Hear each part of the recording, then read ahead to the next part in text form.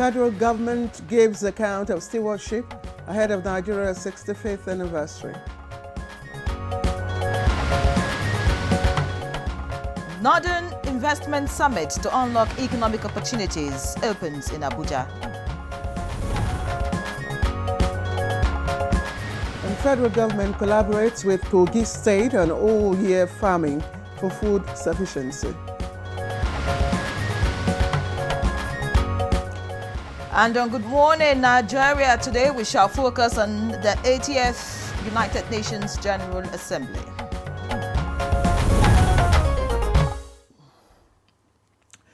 Right, so the United Nations General Assembly, Unga at 80. The theme for this year, Global Partnerships, Local Prosperity, indeed provided a platform for all countries, especially Nigerian leaders, to promote reforms, woo investors, and assert Africa's place in global decision-making. I must say the theme of this year's Unga is very, very interesting. And Vice President Shatima, representing President Tinubu, delivered Nigeria's national statement and updated Nigeria's climate commitment under the Paris Agreement. The Vice President led bilateral talks with investors on key areas of the economy, especially agriculture, solid minerals, technology, and of course advocated for reforms in global taxation and demand for a permanent African seat on the UN Security Council. And from the Vice President to governors and key ministers who attended the event, Nigeria's delegation at Unga 80 signals that the country wants to be a driver of global conversations while anchoring reforms at home.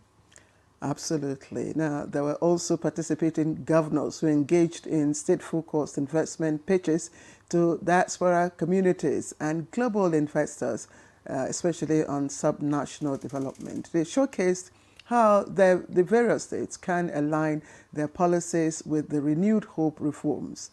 The Minister of Foreign Affairs, Ambassador Yusuf Tuga, if you followed events at Unga, actually spearheaded Nigeria's multilateral diplomacy.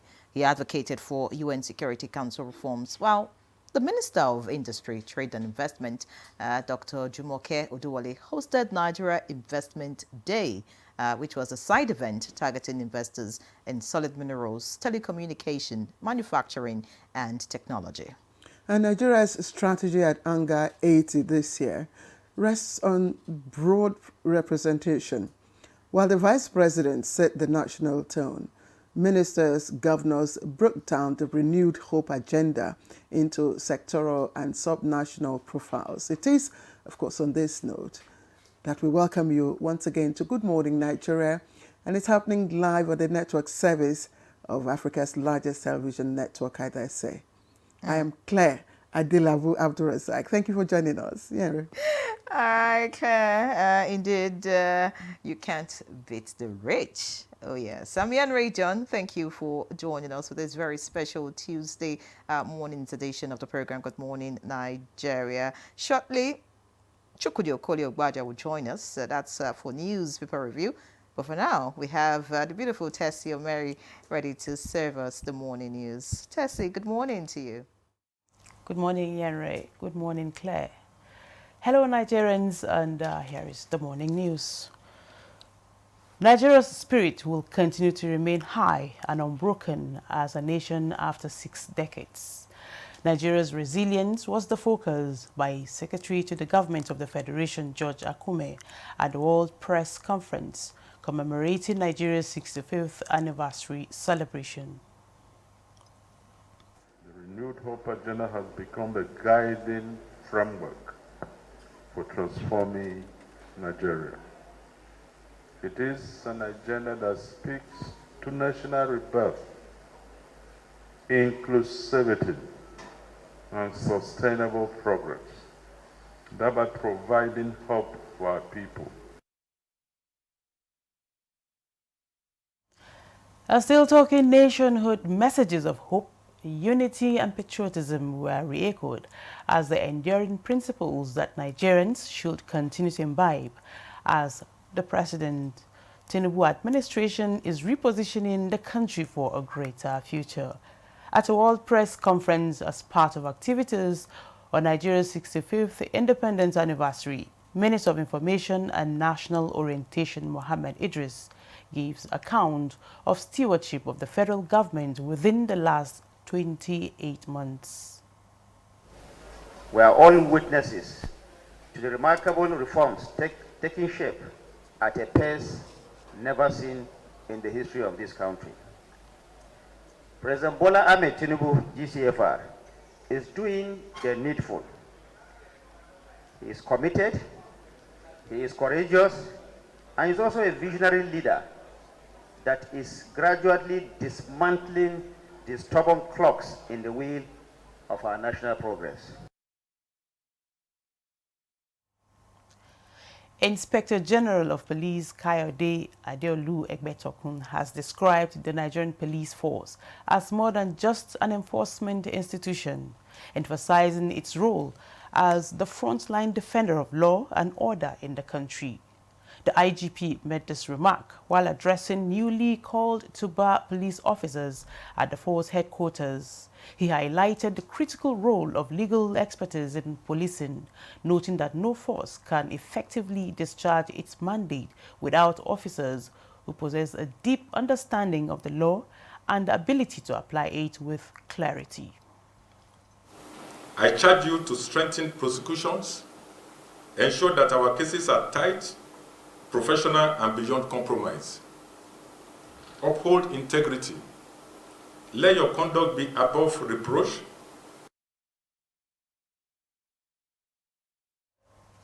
President Bola Tinubu says the prosperity and growth of Nigeria depends on the contribution of all its regions.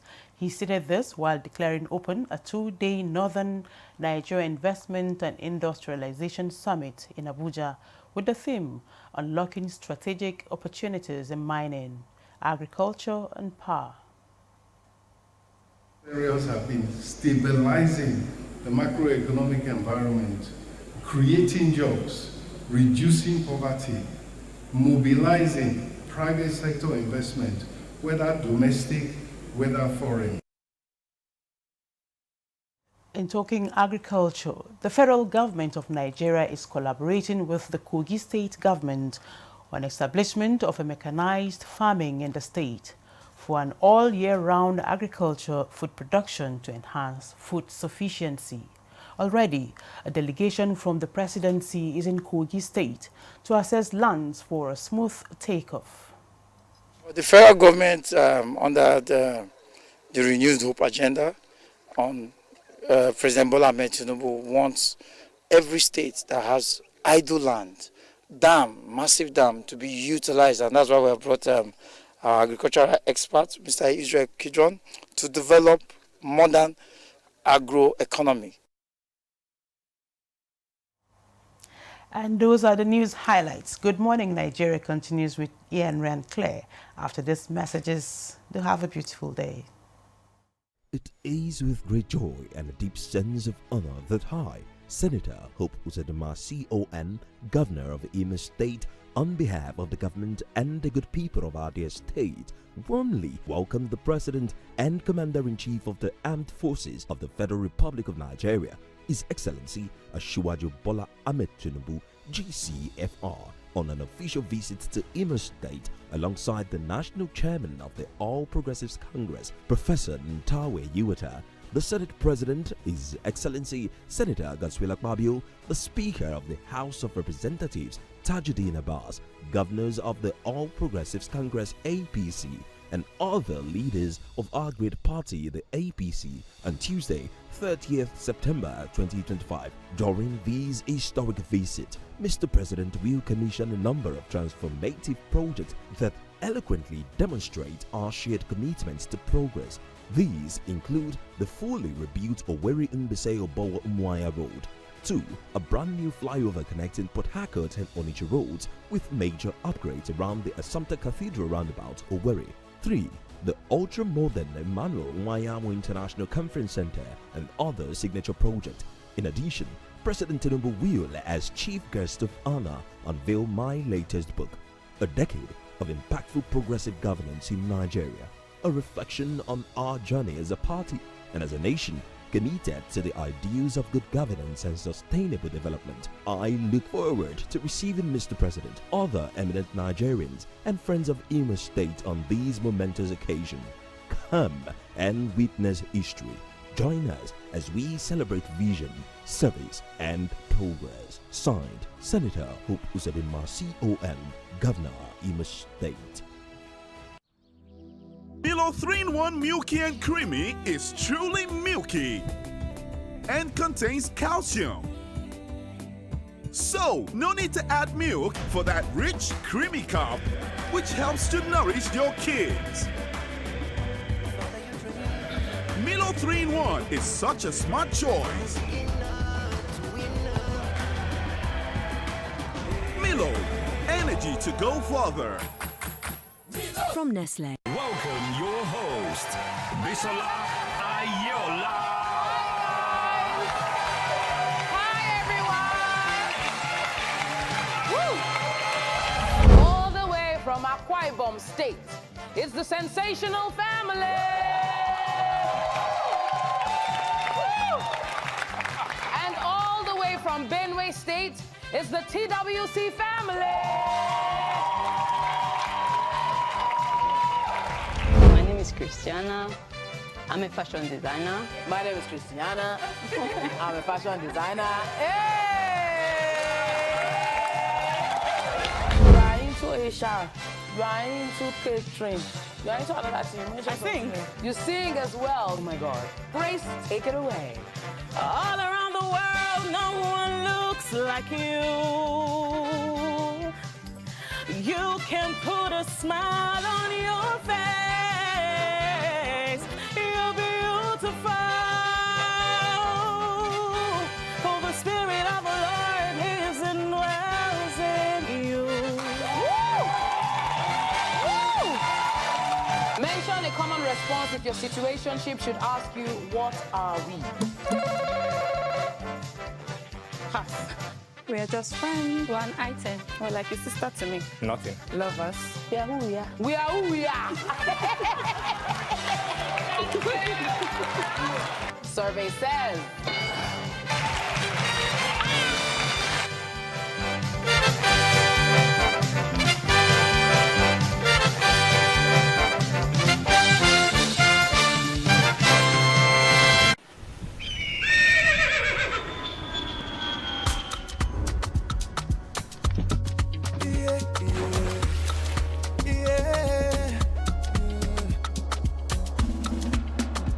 From the Atlantic across the savannah to the Sahara, we rise, a land of the free, we know they tire.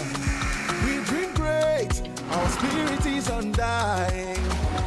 Resilient, rooted like palm tree. We swear in colors, with undying demand. We make solutions, we ignite passion, yeah. Ethnicity is unique, we have more than just a nation. We are Nigeria, strengthening unity. We know they carry lives. We are Nigeria, together live the dream of a land with great destiny. We are Nigeria. I am the real Nigerian. Brought to you by the National Orientation Agency, NOA.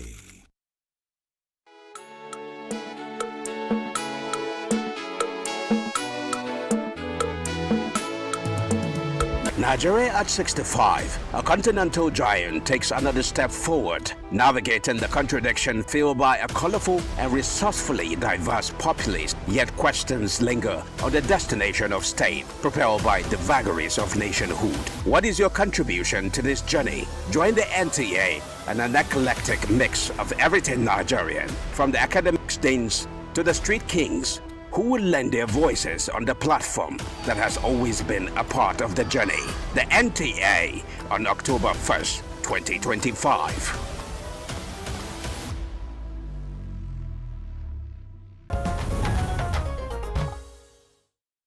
All right, welcome back. It's now time to take a look at the papers.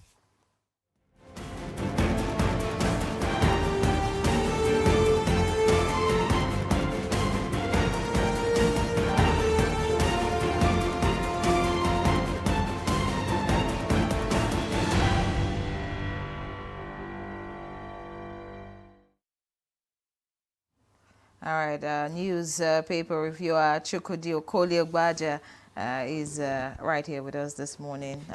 Claire's supposed to be introducing you. I do not know what happened. Maybe. No, it doesn't matter who does. I am free for all. No, you're not free. You are free for all, but not for everybody. I said that to get Madam Claire's reaction. Sorry, Chukwudi. How are you, ladies? Yeah. Good morning. Good morning, Chukwudi. You don't feel as if you're preparing for tomorrow. October 1. Exactly. I thought October 1. October 1 is a necessary routine. Routine because it occurs every other year, and it's necessary because nationhood is not something you take from the branches of trees. Absolutely. You understand? Absolutely. So we normally are looking forward to it. The mood of the people, though, might not be too excited because of the economic, times you're in, but life is the best you can get from nature, from God, and hope is even bigger than what you have now. For those who believe in the faith, one faith or the other. Exactly. I tell you that it was not said that there wouldn't be challenges in the world. So sometimes challenges make your life interesting. Precisely. If you have the right frame of mind. So sometimes we look at the brighter side of things. I mean, assuming you were in one of those countries now that are, at war. Yes, at war. At war. Conflict prone. Where, let's say Sudan, where for freedom instance. of expression is a big deal for them and all that. So these are the things you would live like a half human being. I agree. So many things to be grateful for. But for me, as a younger person, I would look forward to when Independence Day would have what we used to have these days, where kids would go to the stadium, have march past, would have debates, would have, a lot of events, to celebrate the country. And then I think for me, I think, that spirit you talk about, patriotism, you start to build it that way, right? So, I mean, I just wish we could actually go back to those days. I used to enjoy it as a young child, looking forward to the march past and all the events that I don't know colorful what to say events. about my time. Honestly, we had it all. Honestly, we look forward to it, and unfortunately, those memories, lie with us, people like us. They would linger. Yes, except we share. People won't understand what it is, and especially with the recent happening yesterday, right on the front page of the Daily Trust, one of our colleagues, with our sister station, Rise TV presenter, who unfortunately lost her life. We hear in an Abuja robbery, which of course a lot of people have been talking about. Maybe, really, I don't know, Chukwudi, would you want to start on that? The first thing I say is that we lost a storyteller. When we tell you in the training room or at the training sessions that, yes, you're a reporter, but the ultimate for you is to become a storyteller. Storytelling is different from plain reporting. You develop something that sounds like a feature, but you're doing hard news. Well, you know how you unite that to lead you to your track-ups and all that. And the people really get excited. You've built melody and entertainment. Even in reporting hard news, storytellers are capable of that. Unfortunately, we do run parallel shifts, so I don't get to see... She was a lawyer too. Yes, yeah. I don't get to see much of, her works because, yes, we do have parallel shifts. So it's really unfortunate. But I think, I don't know, Yenre, you... Very sad, 29-year-old. All the comments that I have read so far have not been good. I just hope that the police can do something about this. And they should put everything on the table. Exactly. On the face of it, we are told it was robbery. Police don't work that way. They are going to put everything on the table and examine the circumstances. Her health, for instance, was saying something like, now I know why she passworded virtually all her doors. safety was of utmost importance to her. You know, so you better look in more to know whether it went beyond robbery. All right, we do stand with our colleagues in our sister stations at this hour. Unfortunate. You know, we express our condolences. But let's move on now to other, you know, some cheering news. Northern leaders unite against challenges. It's also on the front page of the Daily Trust. And I admire the Northern leaders. They always rise up to the occasion. And the way they go about, you know, addressing issues, you know, challenging brothers and sisters in the North, again, shows, you know, the essence of unity, the essence of dialogue. Yes. And speaking in one voice. There's a side to it that might not be so cheering. When you begin to push regional things to a point where it seems that you're talking about your region only and the green, white, green is taking second place, that's when I say some people should watch what they say concerning the regions they come from. Otherwise, Claire, you have a great point when you talk about, I used to talk about the equanimity of the Northerner, taking the good with the bad. They know when to come together to confront a common challenge. And unlike some regions where everybody's happy at the same time, you too big, you day your house and all that. I praise the North for it.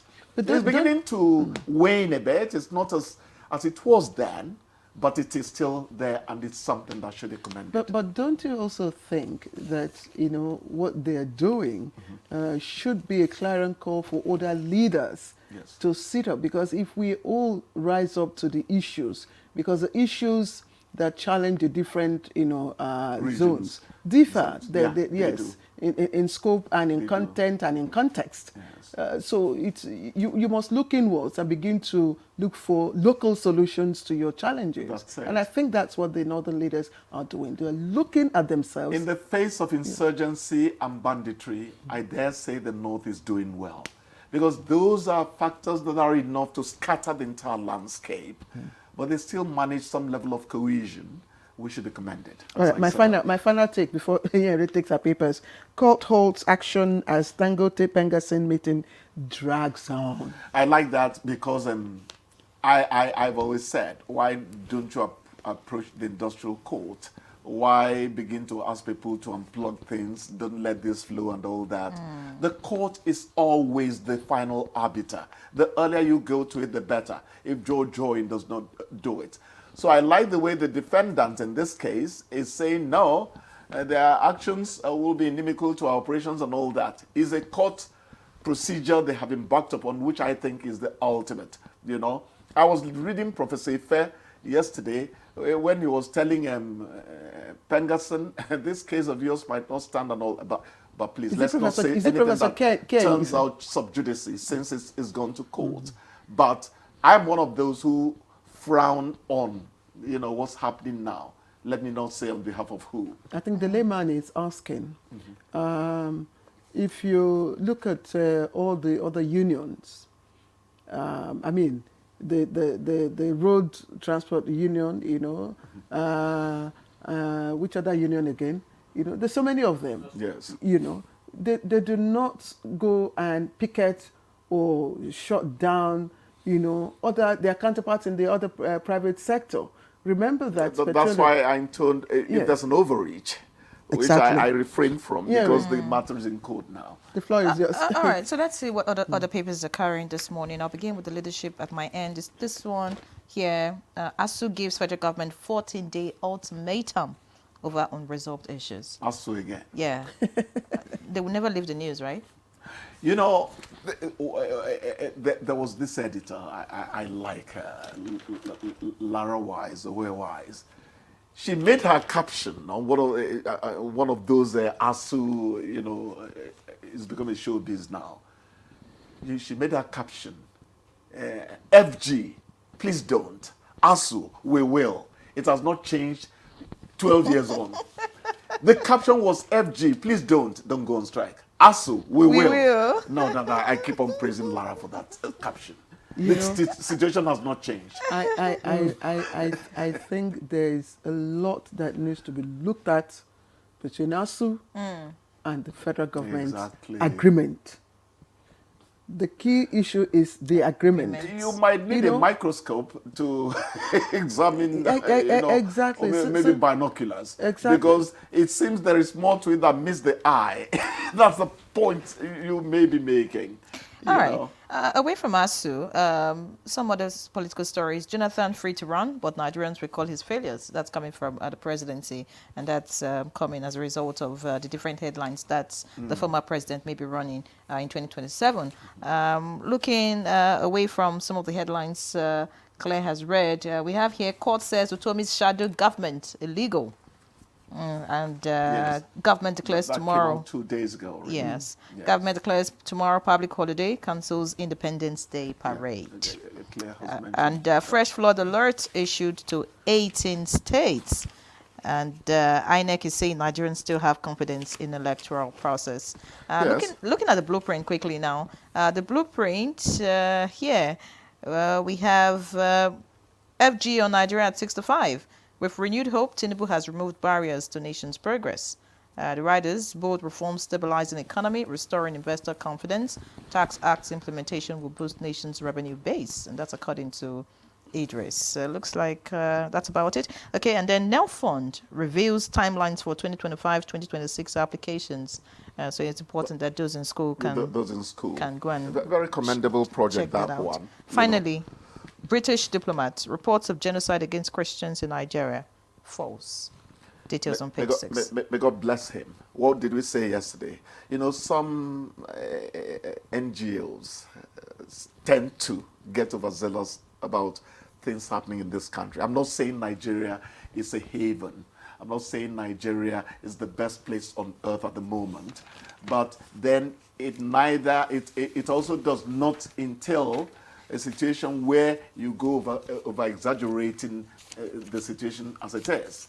A lot of things are happening in other parts of the world, and we cannot be isolated from those things as well. That is my take. Just before I sign you off, I'm asking, if you say what is happening in Nigeria amounts to genocide, why hasn't the UN declared what is happening in other parts of the country, in Gaza, by Israel? No, they finally did last week. I mean, it's still under... Because the Netanyahu onslaught has become unspeakable to the likes of me. Anyway, but you can't compare what is happening there and what is... I mean, these are our own challenges. Yes. They are not as if it's something you cannot... The government is addressing those challenges as they come. No, they are. They might need to do more, but give it to them. They are. And what I say is this: when this happens, the strategic communication suggests that you do not let them outclass you in terms of putting out the bad word. But again, this is where you also give your own version of it. This is where the media, comes into play, because most of what the outside world, say about us is what we project to them.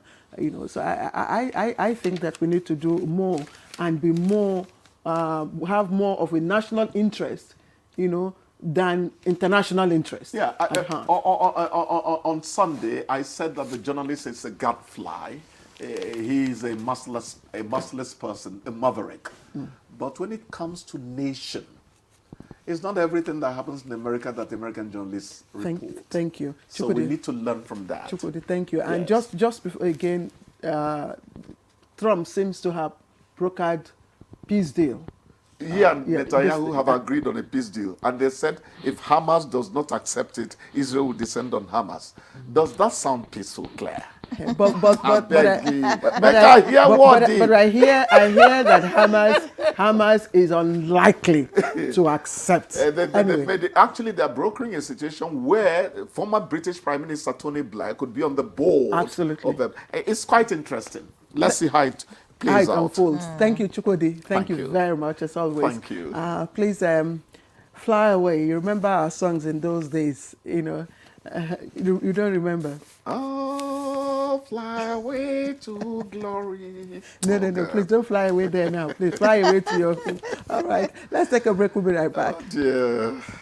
Chairman Professor Nantawi Iwata and members of the National Working Committee NWC of the All Progressives Congress APC warmly join hands with all party members across Nigeria to welcome our resourceful, promise-keeping and revolutionary president, Asiwaju Bola Ahmed Tinubu GCFR, to Owerri, Imo State for the unveiling of the book, A Decade of Impactful Progressive Governance in Nigeria, written by Governor Hope Uzodinma.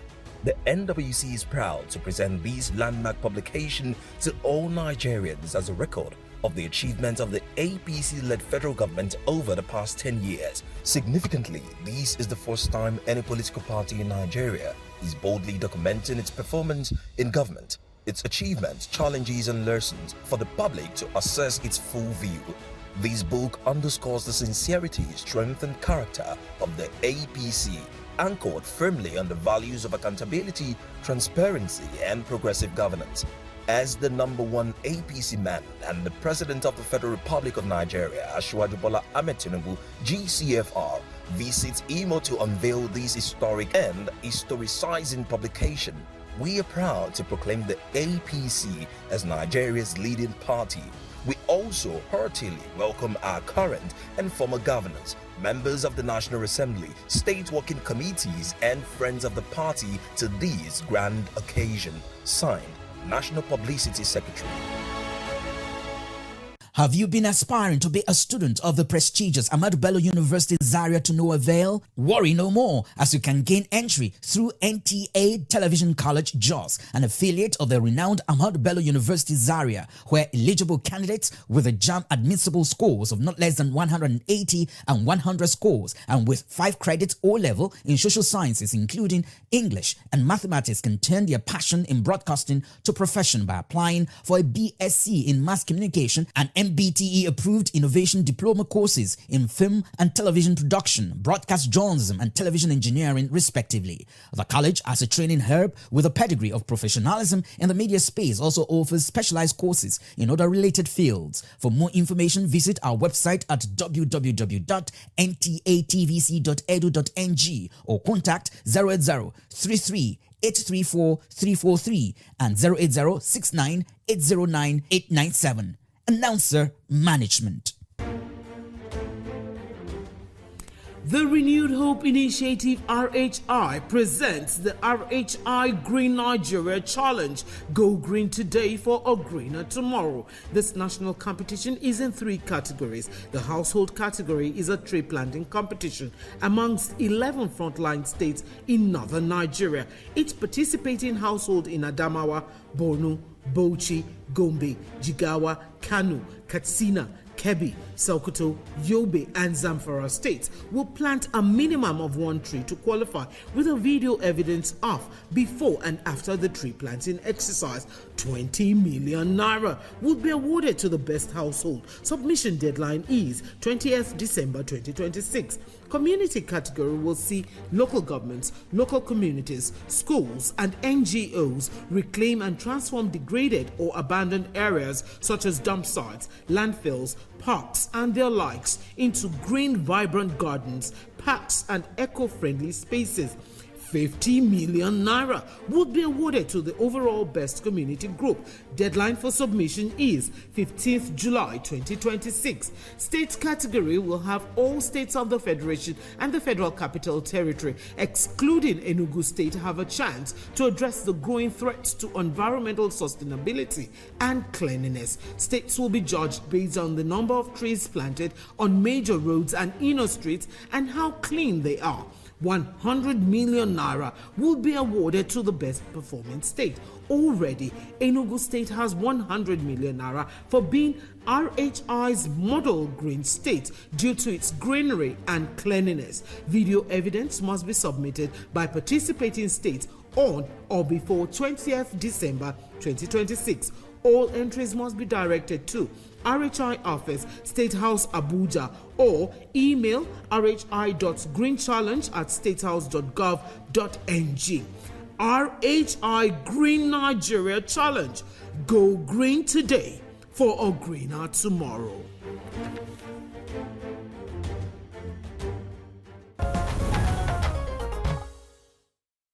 All right, many thanks for remaining tuned. It's still Good Morning Nigeria, live on the network service of the NTA. And just before we introduce our guests, let's quickly take a look at this background report put together by our correspondent Ibrahim Bello Gunda. Nigeria made a bold statement at the 88th edition of United Nations General Assembly in New York. President Bola Ahmed Tinubu, represented by Vice President Kashim Shettima, outlined Nigeria's vision for a more inclusive international economic order that empowers emerging economies towards sustainable growth. President Tinubu's national statement called for a UN reform and a permanent seat for Nigeria at the United Nations Security Council. He also engaged with Gates Foundation, positioning Nigeria as the natural hub for African Continental Free Trade Area, while also showcasing Nigeria's energy transition opportunity to global investors and strengthen partnership with the UK on trade, defense, and immigration issues. What are the major takeaways from Nigeria's engagement? What does the position of Nigeria on economy, security, trade, global politics, among others, mean? And how can Nigeria consolidate on gains of the 88th United Nations General Assembly? These and more will set tune for discussion on Good Morning Nigeria, as our guests are already seated for the conversation. All right, thank you, Ibrahim Bello Gunda, for the background report. We really thank you for putting it together. Just to remind you, our conversation, of course, is on the Nigeria's participation in Unga 80, and of course, outcomes and impact, potential impact that it's likely to have here in Nigeria, and of course to our economy. And our guests are seated, so I'll just quickly introduce Ambassador Dauda Dandadi, who's former Nigerian High Commissioner to Pakistan, who just walked into the studio. Your Excellency, good morning, and thank you for joining us. Good morning for having me. Henry, I think you should do the other introduction. All right. Also here for the conversation is Dr. Adoyi Matthew Omale, an international relations expert. Many thanks for joining us. Good morning, and thank you for having me. Okay, Professor Mukhtar Imam, Directing Staff, National Institute for Security Studies, joins us via Zoom. And if we have him. All right, that's Professor Mukhtar Imam. Thank you. Good to have you with us. My pleasure. Good morning. All right, gentlemen, thank you very much for joining us again as we review Nigeria's outing at this year's Unga, which is the 80th session. Ambassador Danladi, I'd like to begin with you. And I'd like us to look at, before we step into the nitty-gritty of what happened at this year's, participation. If you look at when Unga started, that's sometime in 1946, after the World War, Nigeria, first outing was 1960, October 8th. That's after a few days after our independence. I'm just wondering if the first speech made by Prime Minister then, that's Tafawa Balewa Square. Tafawa Balewa, I'm used to saying Tafawa Balewa Square. I'm just wondering if our speech so far, has been in tandem with his profound and historic speech. He touched on critical areas of our foreign policy, areas that defined our foreign policy today. He touched on issue of Pan-Africanism. He touched on non-alignment. He touched on resolve to peace, and of course global security. But I'm told, let me keep you on hold and then go over to Professor Imam. Professor Imam, I hope you listened to my question. Professor Imam, did you hear my question? Yes, I did. Tandem so far, our participation in Unga, has it reflected that very historic speech made by Prime Minister Tafawa Balewa? Well, Nigeria's foreign policy has been hinged on the maiden address, like you rightly pointed to, made by the late Abubakar Tafawa Balewa in his first appearance at the United Nations right after Nigeria gained her independence.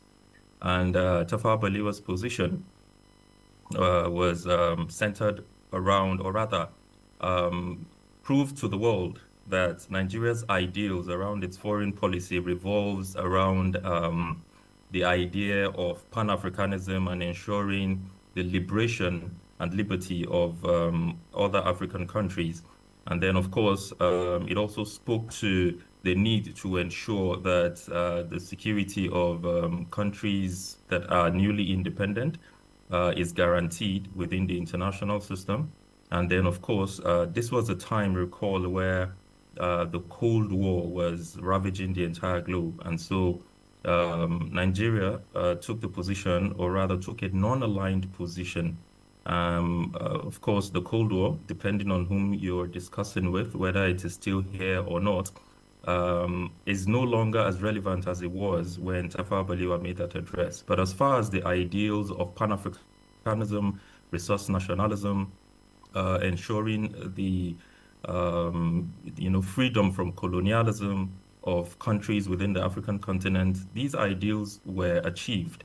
From that period up till the 1980s into the 1990s, of course, we have seen that the only countries that were under the shackles of colonialism, Southern African countries mostly, were liberated as a result of some of these struggles. So yes, these ideals still speak to Nigeria's foreign policy. That's the reason why, of course, Nigeria still assumes the big brother position in its foreign policy ideals. It all takes a cue from the idea of Afrocentrism, which is essentially the hallmark of Tafawa Balewa's address at the United Nations. However, times have changed. The dynamics of international politics are no longer what they were. And so therefore, the idea of, say, non-alignment, for example, is not something that Nigeria should continue to hold on to. Pundits have pointed to the fact that there's the need to have a paradigm shift as far as our foreign policy is concerned. We can no longer continue to hold on to our traditional allies, for example, because our interests are not clearly aligned, and so therefore there's the need for us to have a shift. The largest economies, for example, the fastest growing economies and the largest markets in the world are converging in the room today, conspiring. Nigeria should not be outside of that room. I'm speaking to BRICS. And so therefore, some of these dynamics have come to play as far as international politics is concerned. But the address made by Nigeria via the Vice President at Unga 80 spoke clearly to the fact that Nigeria still holds on to the spirit of that address made by Tafawa Balewa. Because if you listen to the address, which I'm sure we'll come to speak about, the Vice President essentially did not speak just as Nigeria's leader. He spoke as he spoke for the continent, and he spoke for humanity when he talked about the needless wars in Sudan, for example, or across the Sahel, when he talked about the genocide and bloodletting and the killings going on in Gaza, when he spoke about ensuring a balance in international trade and allowing for emerging economies to find a footing within the international system. So overall, yes, we still hold on to the ideals of our founding fathers. Professor Imam, for your opening comments. I would like to return to the studio now. Of course, we'll get back to you in the course of the conversation. I'd like Ambassador Danladi first and foremost to tell us what he thinks about Nigeria's outing at Unga 80. But, listening to Professor Imam talk about the Vice President's address, and one major thing, of course, is the call for Security Council reform, and Nigeria actually pitched itself as Africa's leading voice, like Professor Imam said. But some critics will say that looking at our domestic challenges like security, inflation, infrastructure, and all of that, do you think Nigeria is ready for that global role? Thank you very much. I think I would start by congratulating Vice President Kashim Shettima and commending him for a robust engagement. I think Professor has highlighted some of the key takeaways from the speech that was presented on behalf of President Bola Ahmed Tinubu, and as well as on behalf of Nigeria and the African continent. Now, is Nigeria really ready? Yes, I think Nigeria is ready because Nigeria has paid its dues from the 60s right down to 2015. Nigeria has featured as a non-permanent member of the Security Council 5 times. And in the 60s, Nigeria has contributed immensely to restoration of peace around the world through peacekeeping operations. And Nigeria, as you know, has played a key role in promoting peace and security, basically in the ECOWAS region. Remember the role that Nigeria played. Nigeria funded and promoted the ECOMOG that restored peace in Liberia and Sierra Leone, in the Gambia. Nigeria, remember, was a frontline state that promoted the liberation of Southern Africa. I'm talking about countries like Namibia, Mozambique, South Africa. So Nigeria, I think, has paid its due, and Nigeria should really occupy the permanent seat in the Security Council. Africa is a population of about 1.4 billion people. And it's mind-boggling that despite all the declarations and the resolutions, that up to now nothing has been done to reform the UN Security Council that will give the African continent a seat on the UN Security Council so that it too can have a veto power. Look at what has happened. Based on various presentations that was made at the Unga 80, about almost 147 or so countries have endorsed the state of Palestine so that the two-party solution could restore peace in the Middle East. The catastrophe in Palestine and the ongoing Gaza war is mind-boggling. You have a situation where you have lost over 60,000 people. The United States has spent about almost $17.9 billion in the prosecution of this war. This is senseless as far as looking at the various challenges that is confronting the world, especially the developing countries. That money could have been used to promote promote humanity and promote humanitarian crisis in areas that are required. Issues of climate challenges that has ravaged, especially developing countries. The mitigation. Here is a situation where even the developing countries have pledged the sum of $100 billion annually, okay, to mitigate the effects of climate change. Yet, they have not been able to fulfill that promise, but they are spending this kind of money on war. If you look at what is happening in Ukraine, as was highlighted by Prof, and which was amplified in the Vice President's speech, Ukraine, about $460 billion was spent to prosecute the Ukraine war. We are talking about United Nations is focusing on the achievement of the Sustainable Development Goals. Based on estimate, you need about $1.2 trillion if African countries are going to meet up with the Sustainable Development Goals. On the other hand, you are spending about $460 billion to prosecute a war, an avoidable war, apart from the precious lives that have been lost. So, in a nutshell, I think Nigeria, based on the speech that was presented, of course, it's a continuum of our foreign policy from the 60s to date. I think Nigeria today has positioned itself as the moral conscience voice in the global south, hammering on the need to really reform the UN Security Council, on the need to look at the debt servicing, on the need to reform the international financial institutions that will provide an inclusive participation of the African countries so that we can also contribute to global world peace. Excellency, thank you. You kept on talking about reforms, and that's why since Henry has taken off on the issue of security. So let me stay on that and speak to the issue of reforms, Dr. Mali. I mean, we know when the 5 permanent seats. As international relations students, we know how it came about. How those who occupy the seats, France, UK, US, China, and Russia, we know how they came to be on that seat. And when that provision was made, there was no overt, sign, that it will be expanded. Now, the article, the UN Charter, made provision for how that, could be done, how new members could be, admitted into the Security Council, Permanent Security Council seat, and as well as the non-permanent Security Council seat. Now, Nigeria is vying for a permanent seat in the Security Council.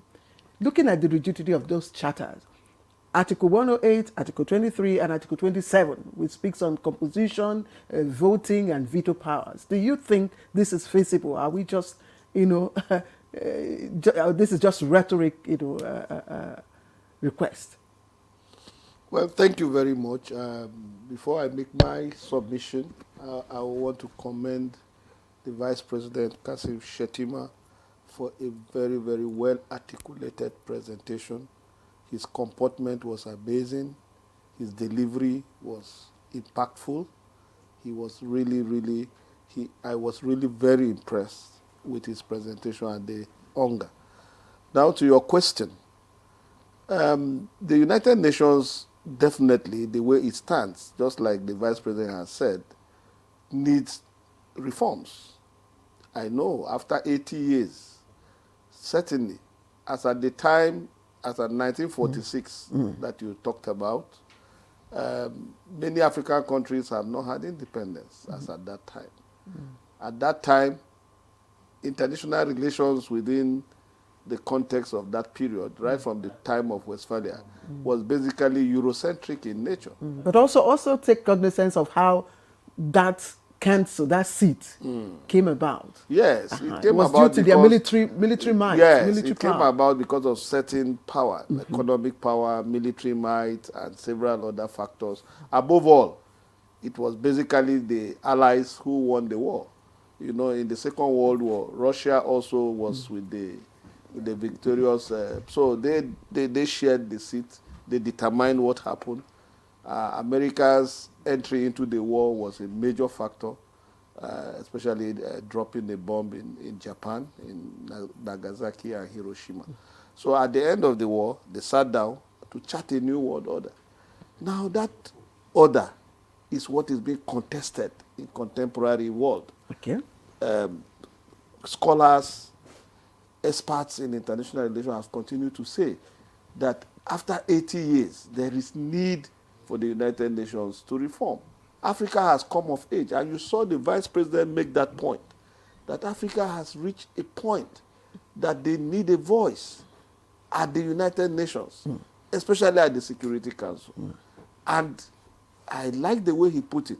There's no better country than Nigeria. And he adduced reasons why he thought that Nigeria deserves that seat. And sincerely speaking, I'm not because I am a Nigerian. If today any country is supposed to be considered for that seat, definitely it has to be Nigeria. The Vice President alluded to our population, which is one, our economic growth, which is another, and several other factors, our contribution to global peace and security, which is very important. And I like the point he made. He said, out of 60 peacekeeping missions across the world, I want to, Ambassador, it's not just ECOWAS. Nigeria, right from the time of Burma, we have been contributing peacekeeping force all over the world. And we have committed ourselves to the peace, collective security of the globe. So if there is any country that should demand and get the permanent seat of the Security Council rightly, by merit, it should be Nigeria. But there are obstacles that Nigeria, apart from peacekeeping contributions, apart from regional power and influence, which Nigeria commands in terms of demographics, there are other issues that Nigeria also needs to overcome, such as there was a consensus that Africa should have 2 permanent seats in the Security Council. Now we are having Egypt and South Africa as contenders, and none of them has agreed to shift base. Now you're also having other countries from other, regions, which are also, Brazil, for instance, is also contending to the same post. So are these not obstacles that really might be quite difficult for Nigeria to really get the UN to third provision? Claire, let me ask you, what is the reason for the establishment of the Security Council? It's just to provide leadership. The Security Council was created specifically to create leadership instead of leaving the entire United Nations General Assembly to decide, especially in the area of international peace and security, because war has been one of the most fundamental problems with international affairs. Right from the time of the 30-year-old war in Europe up to the Peace of Westphalia, First World War, Second World War. And to be fair, the UN Security Council, as constituted, have done a lot. If the UN has not taken certain proactive steps, the war in Ukraine that Ambassador mentioned would have gone beyond what it is today. If the UN and the Security Council have not taken certain steps, the war in Gaza, if it was in the past, like in the 73, where the entire Arab has to join the war. So there have been a lot of back-channel diplomacy by the United Nations, by the Security Council and others to douse the tension. It would have been total anarchy if the UN has not intervened. Just folded its arms. Yes, folded its arms and has not activated diplomacy to douse a lot of these tensions. So the Security Council ab initio was created to provide leadership, and that is why it is very strategic. And you think Nigeria, has the capacity to in give Africa that today, leadership? as we speak, you mentioned Egypt, you mentioned South Africa. They are not. Even South Africa, we fought for the liberation of South Africa. Well, you see, Dr. Mali. So South Africa has no moral justification to want to challenge us for the seat today, because we will tell them, if we had not gone out of our way to support you, to give you all the necessary support, you would have not even come out of apartheid. So it was our magnanimity, our foreign policy, that makes Africa the centerpiece of our foreign policy. And when I was in Ahmadu Bello University, Nigerian government was sponsoring South African students. They were my colleagues in the university with our own funds. Okay, Yes. that's a great point, Dr. O'Malley. But you see, looking at some of the statements Nigeria made at Unga 80, one of course is the condemnation of the crisis in Gaza, calling for justice. Critics have said that, this moral diplomacy is actually at odds with how Nigeria handles human rights issues at home. So looking at what is at play at home, people say, comparing reality with what was said, how do you want to bring in the balance? Is Nigeria really ready for what it's asking for at Unga 80? If you measure human rights situation in Nigeria vis-a-vis other African countries, you will commend Nigeria. Nigeria is virtually a free society where people can speak their mind. Look at the vibrancy of the Nigerian media. Look at the vibrancy of Nigerians in challenging government. There was a debate recently I was hearing where a civil rights activist challenged our president, and there was this argument why should a president be called certain names and so on. A lot of people go to the social media, go to the print media, go to the television and everything. People talk and criticize the government. In many African countries, you dare not do that. So in terms of human rights, to be frank, apart from during the military regime where we were in the trenches and fought dictatorial regime, since 1999, a lot has happened in this country that have changed the narrative. Today, Nigerian human rights situation has improved. That is just the truth. I'm not saying there are no challenges. Of course. But Nigerian human rights have improved compared even to some of the countries you are mentioning in Africa, Egypt and some of those countries. I have been to Cairo. I've been to Egypt. I know. So it's not comparable. So that is not even that. Well, that may not be a major issue. Yes. A major obstacle for Nigeria. The obstacle that I see. Yes. The only obstacle that I see that may stop Nigeria is gang up.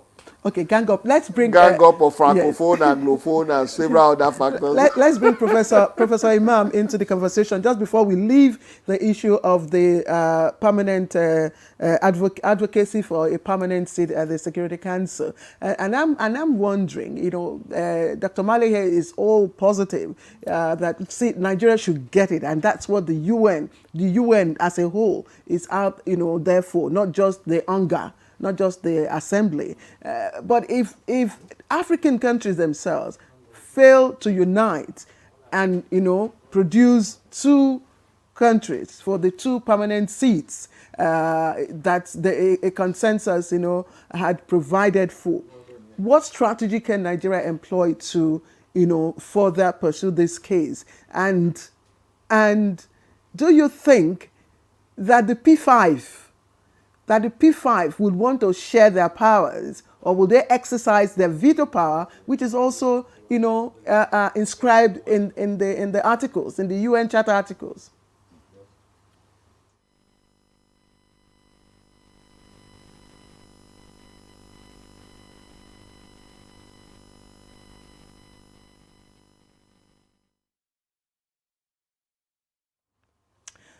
All right, Professor Imam, please do adjust. I think your mic needs a little adjustment, if you can hear me. Can you hear me now?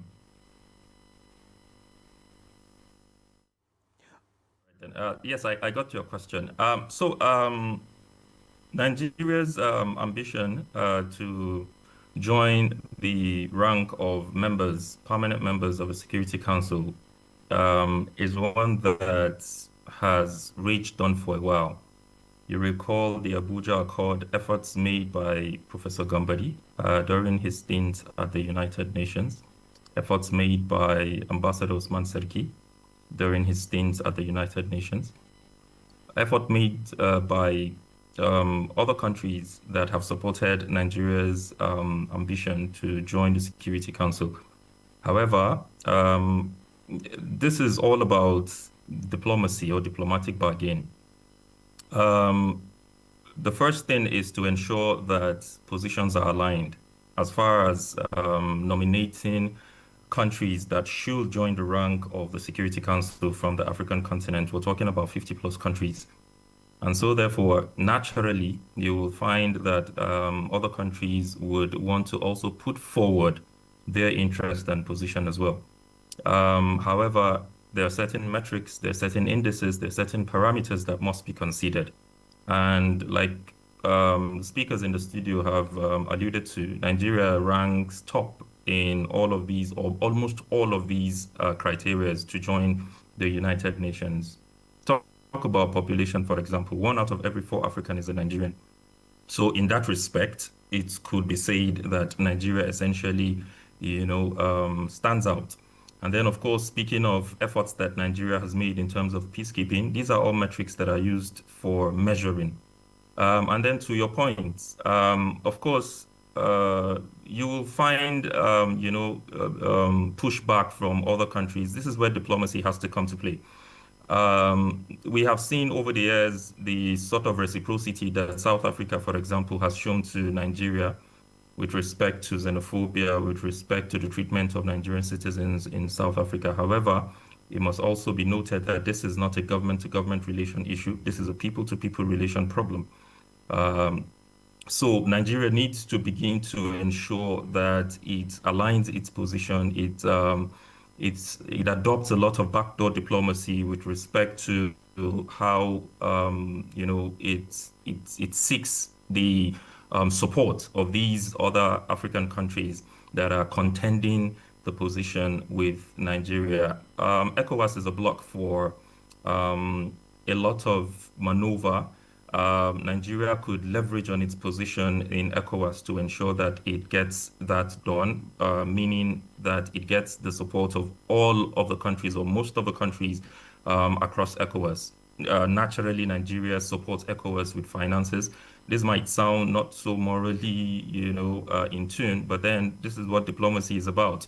Utilizing whatever, you know, whatever tools available at your disposal to ensure that you achieve your goals. So a lot can be done at the AU level. Nigeria has also made significant progress as well.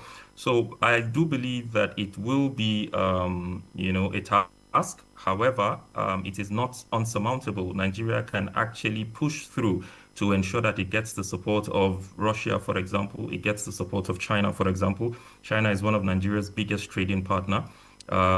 Considering the resources that this country holds in terms of human and mineral, China has significant interest in this country. And so therefore, we could leverage on some of this to ensure that we get the support of these countries.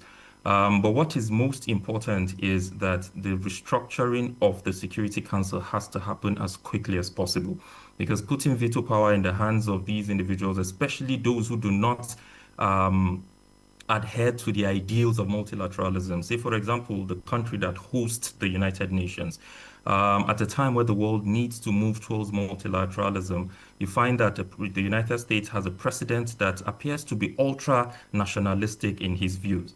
And you saw what happened with the case of the Palestinian president, for example, Mahmoud Abbas, who was refused entry into the United States, perhaps because of his position and his stance on the genocide and the killing that is currently ongoing in Gaza.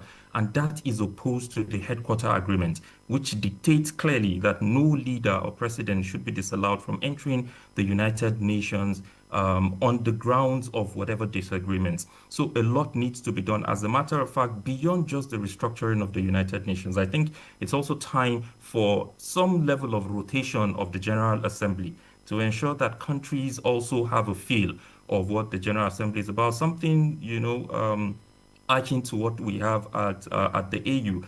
Because when you allow for these individuals to continue to exert themselves, that is essentially monopolizing power, and it is not rift for a United Nations, because it is what it is. It is the United Nations. So a lot needs to be done in that regard. The United States clearly under President Trump has very little faith in the United Nations. You could hear that from his address. This is the country that, by virtue of the executive order 14155 of President Trump, pulls out of the WHO in January of 2026. This is a country that has pulled out of UNESCO. This is a country that essentially belittles the United Nations. So there's the need to ensure that this, efforts are achieved to have some kind of balance. You see what's happening in Palestine. The United States has vetoed any form of ceasefire 6 times, which, is anti-human in all ramification and should be disallowed. So, with all of these happenings, with all of these phenomena we're witnessing around the world, I think it's high time that the United Nations has, that restructuring, and that is most fundamental. I hope that Nigeria gets that position. It will take a lot of effort. Can it happen? Yes, I do believe it can happen. I like your ending, this answer on that positive note. Let's hope that is possible within the next 10, 15 years. Hopefully, maybe even shorter than that. Ambassador, I just want to move away now from the, request for a permanent seat at the Security Council, because discussion on that could, take the entire program. But let's look at another aspect of the Vice President's, contribution to the UN, which is on the updated nationally, contributions to climate change agreement in Paris. And I'm just wondering, each time we talk about climate change, I begin to wonder if European countries, some European countries who are major polluters, have yet to, comply with their own commitments, have yet to redeem their own pledges. Does that not speak of the credibility of even the Paris Agreement on climate change? Well, I think Professor Mukhtar has also, in his remarks, he has also pointed out some of the lacunas. Okay, and one of them is that a major country like US has pulled out of the Paris Accord on climate change. And It is true that the African countries is at the receiving end. The industrialized world, they are the ones who are really creating some of the major challenges with respect to the climate change in terms of industrial emission. However, the African Union really has a key role to play in promoting the interests and priorities of African countries. And that is why I think it will be necessary to strengthen the African Union so that the African Union will play a crucial role in promoting collaboration and partnership with some of the regional and international institutions to ensure that this challenge with respect to the climate change is adequately addressed. You are right. There was a pledge, and I think the pledge was that annually the Western countries will contribute about 100 billion US dollars.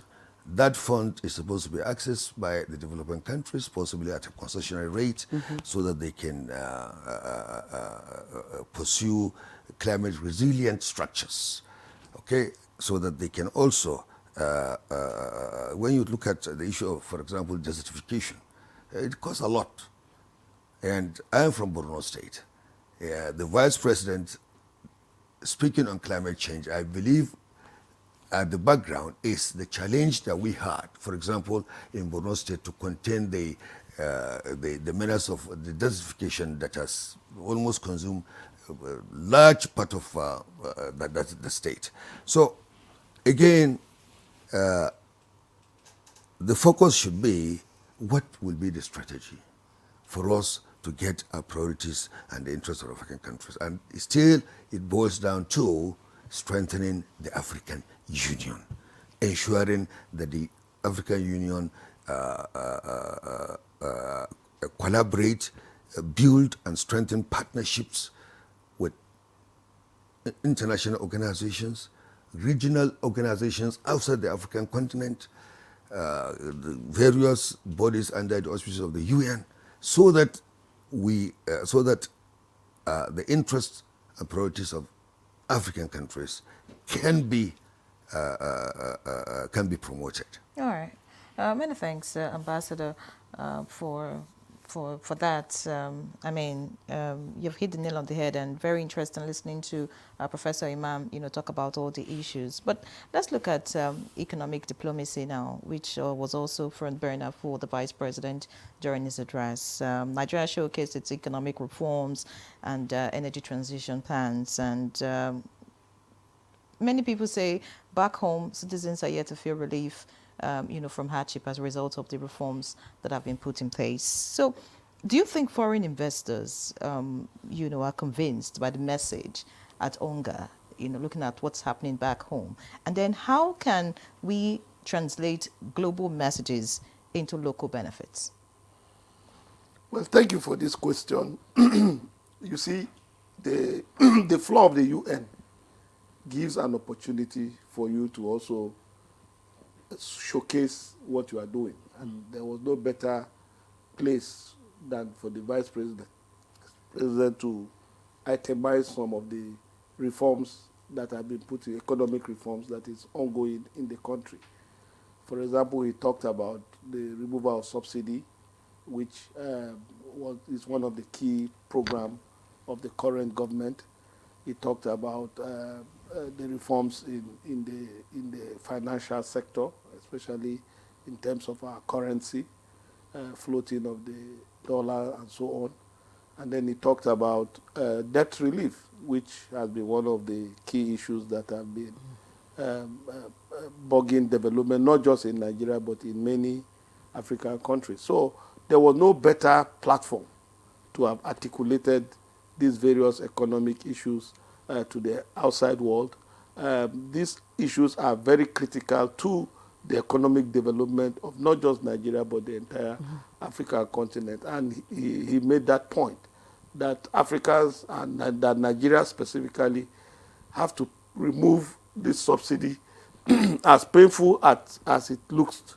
But the reforms in Nigeria are bearing fruits from the way he has put it, despite the fact that I don't think he's also oblivious of the fact that the reforms are at great pains to the citizen, and that Nigeria is committed to promoting these reforms so that Nigeria economy can be enhanced. So it's a very good platform, and I think with what he has said at the UN, in the next few years, we'll be seeing the result of these reforms.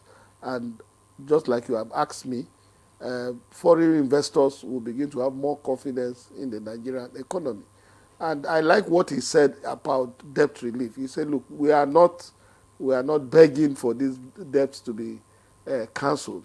He tried to justify why the demand for this debt relief, because funds that are needed to carry out some of the development programs are being channeled to service these debts, and African countries like Nigeria needs this support, especially carrying out the SDGs and other development programs that need to be put on ground. So at such forum, economic discussions are very, very important because everything we talk about in international relations has to have the component of economic development, and that is why it was very nice that he raised those issues. Having said that, I don't want to, not that I am disagreeing, but you see, in the international relations, there is this debate about countries protecting their national interests within multilateral institutions, and we must look at that. I'm not trying to downplay what Professor Iman has said, but you see, in the power play within the international system, and that is why the countries of the Security Council, don't forget that the formation of the UN was almost an aftermath of a victorious war by the Allies. So nobody carry power and just give you on the platter of gold. This is international politics, and America, China, Russia, Britain, France, they are the key determinants of international affairs. So they will continue to protect their own national interests, even within the larger multilateral institutions. So until we get that, and that sinks into our head, some of the reforms that we are talking about may not be as we wish it to be because of the key nature of international politics. When we have time, we'll discuss that. Yes, Dr. Mali, thank you. I understand the where you're coming from. But let's again remind you that you can be part of our conversation. Just send us your contributions, your messages via WhatsApp, text messages. The number is right there on your screen. And let's bring in Professor Imam just before we take our break. Professor Imam, I'm just looking at the interplay of soft power, versus hard power now. There's a shift. Countries are using, rather than hard power, they're now relying on soft power, leveraging on their, demographic strengths, culture, agriculture, technology, and all of that now. I'm just wondering, within the context of this year's theme, global partnership and, local prosperity, how does, our outing align with that? Thank you very much. Nigeria has always placed soft power over hard power. Since our independence in 1960, our foreign policy has revolved around the ideals of soft power. God bless the soul of Joseph Inye, the mastermind of the ideal of soft power. God rest his soul, rather. Nigeria essentially has always aligned with that posture. You would come to see that in countries like the United States, for example, where the administration, whether it's Republican or Democrat, determines the kind of power approach, whether soft or hard power approach that they utilize. Contrary to that, Nigeria, with every administration, has always aligned its position with ensuring that soft power prevails. And that's the more reason why we find it a lot easier to gravitate towards those who align within the same posture. say, for example, BRICS, an emerging power that is today beginning to say, look, we need to have a rethink around the way the world is handled. The Chinese, with their Confucianist ideals, ensuring that they do not interfere militarily into the affairs of other countries, are taking the lead in this, even though Russia essentially exercises a different point of view with what we are witnessing in Ukraine. However, the dynamics around the Russian-Ukraine war is something that we must also interrogate as well to be able to come to a conclusion whether or not Russia aligns with this position. But overall, Nigeria has always been consistently entrenched in our foreign policy to ensure that we relate with other countries on the basis of a win-win situation whereby issues around the economy, issues around agriculture, like you rightly mentioned, issues around bilateral, multilateral engagements on development, centered around development, take the center stage of all of our conversation. And so, yes, Nigeria has, thirdly, over and over again, aligned itself with the soft power approach. You find that our involvement in engagement, well, like I said, or multilateral, has always been hinged upon how we partner in terms of development and so on and so forth. And that was reiterated and re-echoed in the speech of the Vice President at Unga to tell the rest of the world that Nigeria is ready for business, that we're ensuring that we're using our soft power to, relate and collaborate with other countries. However, there are times that Nigeria needs to take the firm position to ensure that it exerts itself using still soft power leverage. I give an example of ECOWAS, for example. ECOWAS. The ACE countries, it wasn't the right move to allow the Sahelian countries to pull out of ECOWAS at the time they did. Nigeria has consistently underutilized its soft power. Nigeria is the biggest funder of ECOWAS. It needs to ensure that it consistently doubles down on getting countries to conform to a certain narrative when it comes to international relations. And so, but beyond that, I do believe that Nigeria has aligned itself with the soft power approach. Talking about African regional leadership, which you have spoken, and all our guests have spoken about, saying that Nigeria actually should take the lead. Looking at the position that, Nigeria, put itself at Unga, do you think that other African nations see Nigeria's push as a genuine continental advocacy or self-interest dressed as leadership? That's on one hand. And then speaking about, other things that Nigeria could do, Nigeria emphasized Africa's mineral wealth and digital inclusion. How realistic, really, is Nigeria's ambition to lead Africa in these areas? Well, to the first part of your question, I think in politics generally, whether local or international, it is first and foremost about national interest before anything else. And anybody who thinks otherwise of this doesn't understand how real politics works, whether domestic or within the international scene. So, however Nigeria projects the collective will or power of countries within the African continent, it will come first to anybody who's listening that Nigeria is trying to project itself. However, beyond that, what needs to be understood is Nigeria's antecedents in as far as the ideas of Pan-Africanism, in as far as the idea of Afrocentrism is concerned. What role has Nigeria played? How has Nigeria leveraged on the resources it has to be able to ensure that it liberates other countries economically, politically, and otherwise? Nigeria has been consistent in that regard.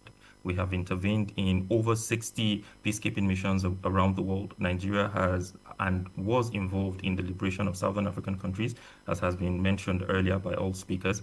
And so therefore, the antecedent of Nigeria is what will be put to test in this regard.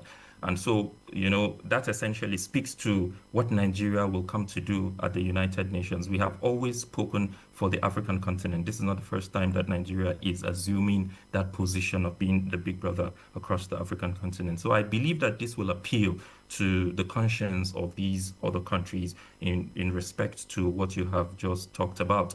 However, more needs to be done because you see, in diplomacy, it's about bargaining, like I said. And you must ensure that you're bargaining from a position of strength, not a position of weakness or in no position at all. And so Nigeria needs to do a lot more in that respect. As far as the second part of your question is concerned, I do believe that Nigeria has what it takes. Recall that Nigeria, on the ranking of artificial intelligence, is moving sporadically. If I recall correctly, I think was somewhere around the 77th around the world now, from a far 106th position in the past. So that tells you that Nigeria is trying to, move in that direction. You would also agree that Nigeria is today has become one of the largest exporter of intellectuals in the sphere of AI.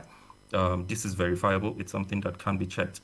And so, yes, Nigeria is doing a lot, considering our posture today.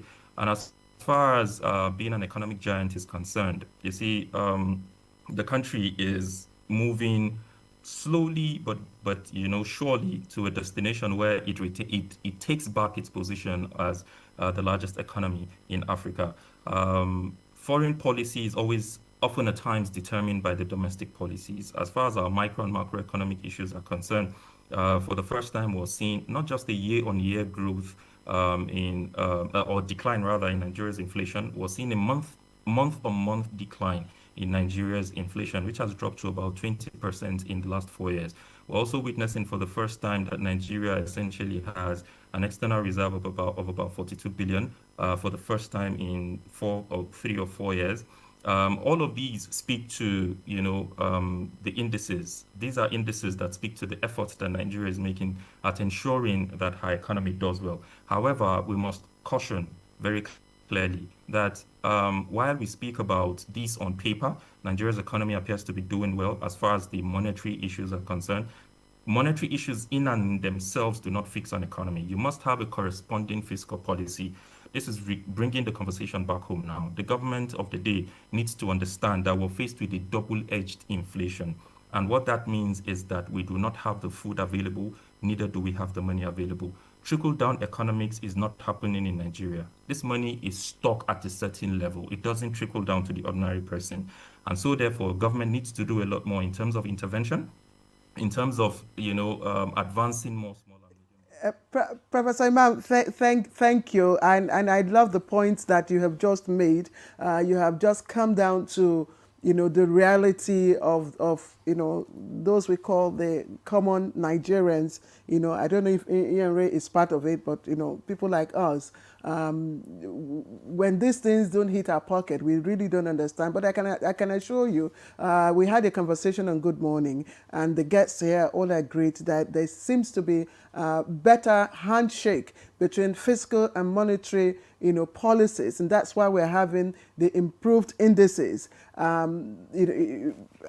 the moment, and that's why we're also having growth in the economy, in the GDP, I beg your pardon, and also in the economy. But Ambassador, just before we take a break, he has touched on the need for all of these efforts, to impact on the lives of the average Nigerian, and that's why I'm looking at translating the theme for Unga 80, which is translating that global partnership into local prosperity and investment outcomes. Do you think that Nigeria struck, at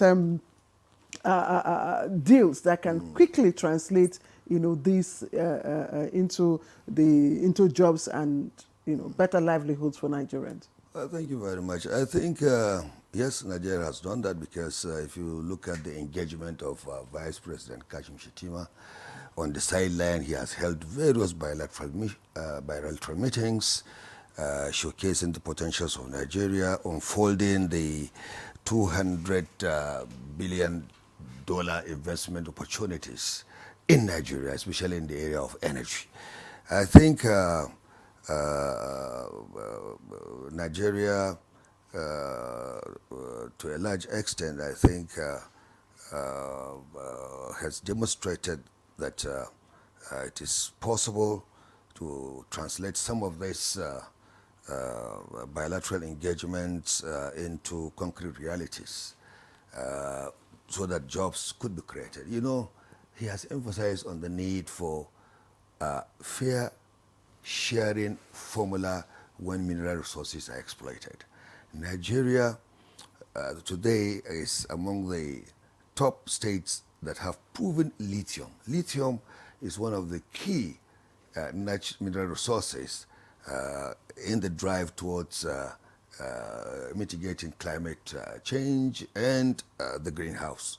And therefore, really, if I can be a little bit radical, perhaps we need to weaponize some of our mineral resources so that we can achieve the desired goals and ensure that, yes, there is robust partnership with some of these multinational corporations that are engaged in the exploration and, of natural resources so that we can build our local processing capacities to create the necessary jobs that will give our teeming youths the opportunity to be gainfully engaged. So it's possible to translate some of these bilateral engagements, the engagement with financial institutions like the African Development Bank that has now made huge provision. I think he was able to get that, and I think if I am right, is to establish additional about 24 special agro-processing centers in the states. And if that happens, of course, it will create the necessary job and the opportunities, and of course, the impact will be felt. I'm sorry, I had to stop you because we're shooting our break period. Please, let's take a short break. We'll come back. The chairman, Professor Nentawi Iwata, and members of the National Working Committee, NWC, of the All Progressives Congress, APC, warmly join hands with all party members across Nigeria to welcome our resourceful, promise-keeping and revolutionary president, Asiwaju Bola Ahmed Tinubu GCFR, to Owerri, Imo State for the unveiling of the book, A Decade of Impactful Progressive Governance in Nigeria, written by Governor Hope Uzodinma.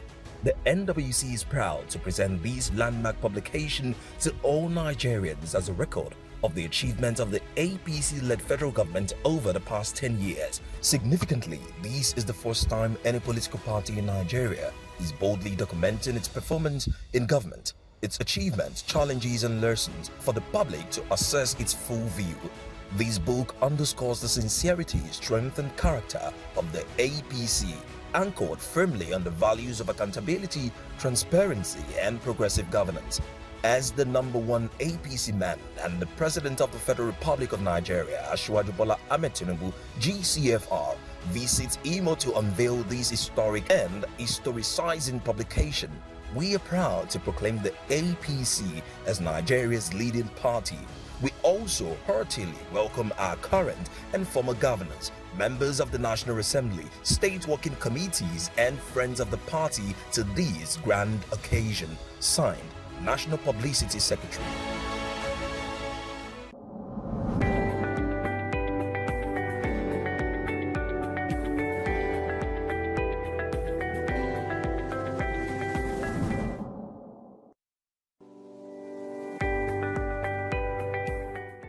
For the past five years or more, the world has started recognizing female filmmakers.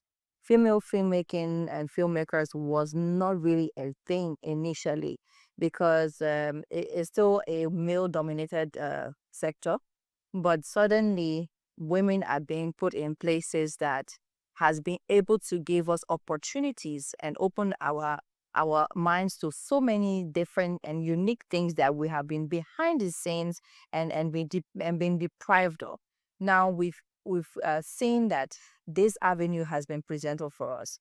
We are being recognized globally. When we go out there, female filmmakers are now being put among top top 10 of, everything that's happening in the world when it comes to filmmaking. So now when we have this kind of opportunities, all these kind of opportunities being presented to us, what do we do as female filmmakers?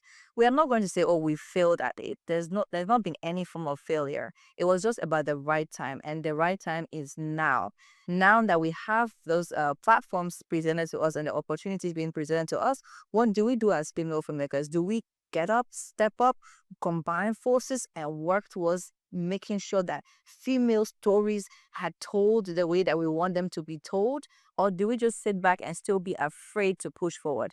I am one of those people that I'm not afraid to push forward and to make sure that I'm telling the right stories that need to be told as a female filmmaker.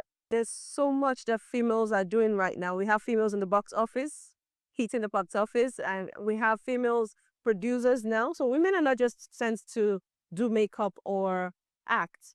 There are lots of women coming behind the scenes like myself and also doing great movies because we are good storytellers. We actually tell stories in great details and with a lot of soul and heart. So females in Nigeria are really evolving from just the people that are used in front of the cameras and doing makeup and welfare to directors, producers, cinematographers, and sound engineers. And that's amazing for me to see that in my lifetime. What we realize, some of the biggest films out of Nollywood are from female, from the likes of Jade Oshibere, from Kemi Adetiba, Funke Akindele. The highest grossing film is from Funke Akindele. We've seen these people have actually taken the baton and they're actually thriving and putting us on the global map. I mean, for female cinematographers, what I want to encourage more people is that we should have more female people behind technical team. Like, it's not just the directors, like the fancy names. We need to encourage more females to actually take roles behind the scene, technical roles. We need more female in the gaffer department. We need more female in the sound department. Now we have more female editors, but we need more of that. What that does encourages other people. You're not just going into the film industry as a makeup artist. You know that you would thrive if you decide to take on other roles that are technical because you think that you give you a job. I tell people that it's not just about training people. Do they have pipeline to actually grow? Not just even train them. Give them jobs. Let them grow. Let people know that it's possible for them to actually thrive in these roles. The same way that I can go out there and combine with other top female filmmakers, and we can combine forces, partner, collaborate, and make bigger and greater things happen together. So I feel like this is the time. The world is seeing the power of female, and we have it. Is in our hands, and now we're making the very, very most of it as female filmmakers. Yeah.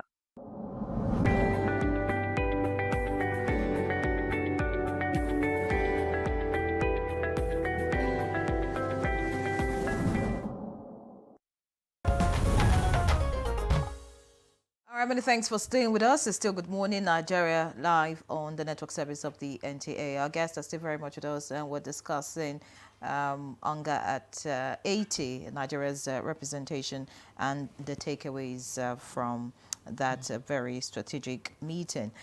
We have some comments now from our guests. Feel free to send your comments or questions.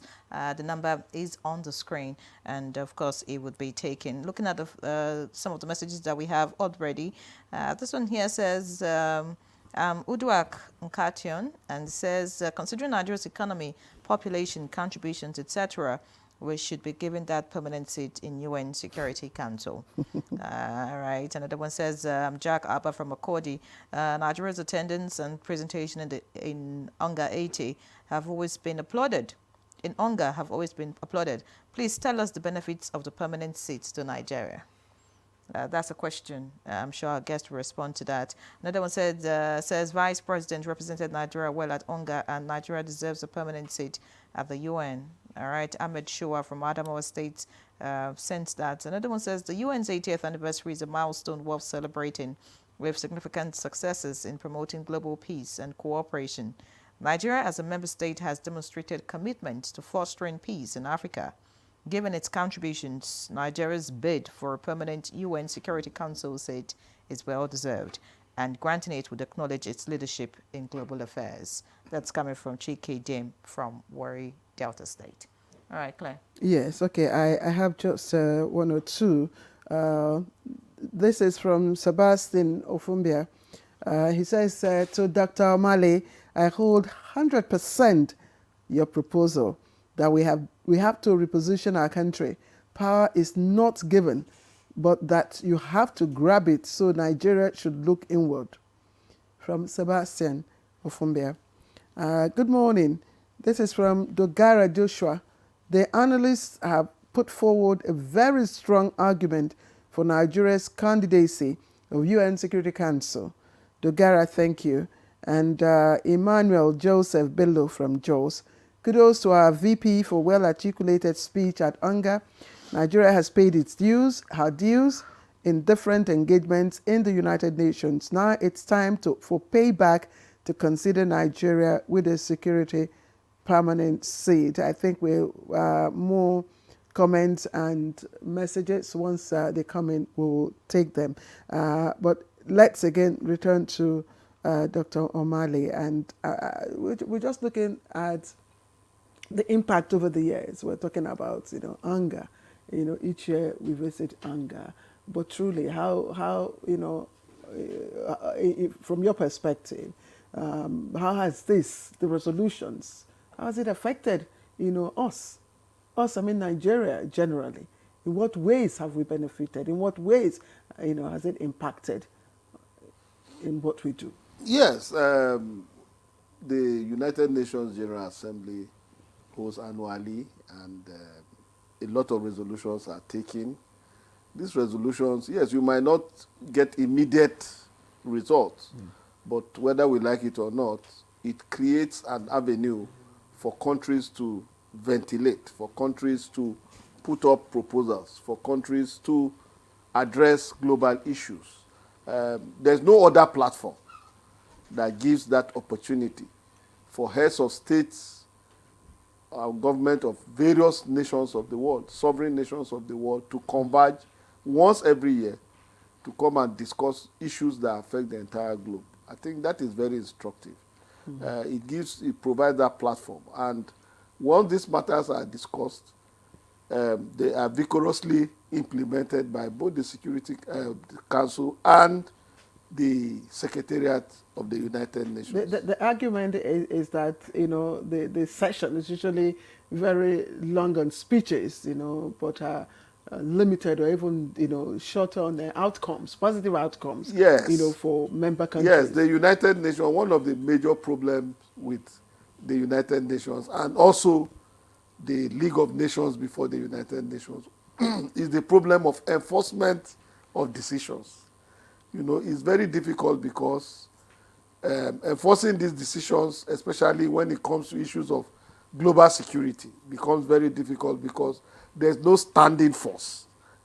Just like, unlike countries where we have the police, we have the army, we have the court, the security agencies, in the international, at the level of the UN, there are no bodies to enforce some of these decisions. All right. So most times it's just a moral obligation.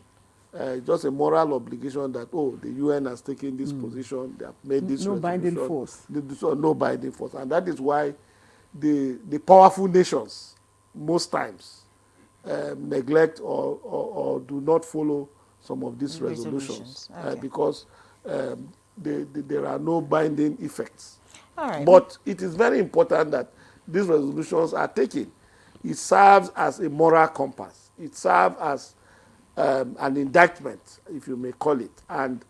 But in terms of economy, it's only in the area of maybe security and so on that you might get on some of the unenforceable. But in the area of SDGs, MDGs, funding of certain projects, climate change, a lot of progress have been made by the UN. Okay. Even in the area of medicine, in the areas of a lot of collaboration has taken place. And if you look at the theme of this year's conference, global partnership, partnership and prosperity to address development, human rights, and collective security. So a lot has been done. And one of the speakers or the commentators was asking of what importance is the Security Council. The Security Council is very critical. You can imagine that the whole of Africa, when the 5 permanent members go to sit, or the Security Council go to sit, they could veto decisions. So imagine if they are going to deploy a force, maybe to Sudan, or America wants to go and attack South Sudan, or maybe attack Somalia or Ethiopia, and there's no Africa there to say, why are you going to do that? So you could veto, because once you are in the security, you are a permanent member of the Security Council, you could veto such decisions as it affects Africa. As it is now, Europe is represented, Asia is represented by China, and then the other 4 members are Europeans, including Russia, France. So we are not on that table. We are not on that seat. And like Professor Imam said, international relations is about negotiations. It's about discussing. And if you are not there where the key issues are being discussed, then you are isolated. So if we say it is United Nations, then all the continents should be represented at the Security Council. That is just the point. Many thanks, Dr. Just to address that point. Many thanks, Dr. Mali, for your perspective on that particular issue. Let's get to Professor Imam now to begin to round up the conversation. Earlier when you spoke, Professor Imam, you talked about the reality for the average Nigerian, and that's why some critics would say that Nigeria should focus less on global visibility and, just look at fixing domestic problems first before seeking international leadership. I'd like to hear your thoughts about that. And if you think that the position Nigeria is taking in terms of leadership on the African continent is the right step, how then can Nigeria bridge the gap between what it says at global stage and what citizens experience at home? Well, again, for those critics, I would say that Nigeria is not an island. Nigeria does not live in isolation. Nigeria lives within an international system, and Nigeria must relate with other countries within the international system. No country is an island on its own. The United Nations was established to ensure that all countries have their sovereignty guaranteed and respected, the sanctity of human life, and a no to another world war, which some of us are very skeptical and doubtful of today. However, the reality is that Nigeria must engage with other countries, consciously or subconsciously. And the reality is that your efforts at developing what you have in your country places you on a better pedestal as far as negotiating with other countries within the international system is concerned. So yes, while it is important that Nigeria looks inward to harness its resources, ensure that it drives development across the country, it is equally important that Nigeria continues to pursue its foreign policy objectives, whether at bilateral or multilateral level. Now, the thing is, countries like China, for example, were able to find a place around the Security Council because of their economic strength. In international relations, there's a consensus that economic power surpasses all other powers, and that the rise and fall of every global power is predicated upon its economic prowess.